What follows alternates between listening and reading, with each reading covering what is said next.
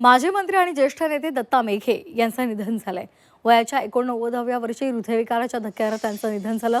दत्ता मेघे हे काँग्रेसचं सरकार असताना नागपूरचे पालकमंत्री होते। त्यासोबतच रामटेक वर्धा लोकसभा मतदारसंघातून ते खासदार म्हणून सुद्धा निवडून गेले होते। त्यांचं शैक्षणिक आणि सामाजिक क्षेत्रामध्ये भरीव काम होतं। ते हिंगणा विधानसभा मतदारसंघातील भाजपचे आमदार समीर मेघे यांचे वडील आहेत। दत्ताभाऊ मेघे यांच्या निधनामुळे शोककळा पसरलेली आहे। एक अत्यंत ज्येष्ठ नेते, माजी मंत्री, माजी खासदार आणि ज्यांनी विदर्भाच्या विकासामध्ये प्रचंड मोठं योगदान दिलं असे दत्ताभाऊजी मेघे साहेब यांचं दुःखद निधन झालं। आम्ही सर्वच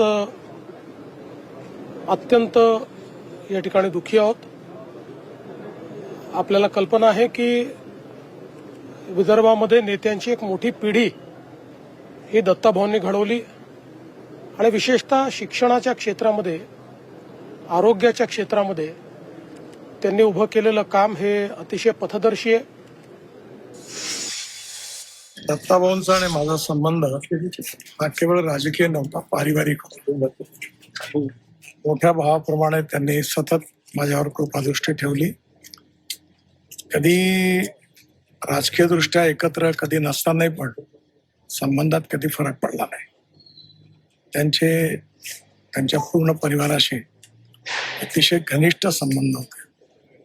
त्यामुळे त्यांचा मृत्यू हा एकंदरीतच जनसामान्यांकरता उदार अंतःकरणाने सगळ्यांच्या मागे मदत करणारा असा लोकनेता होता।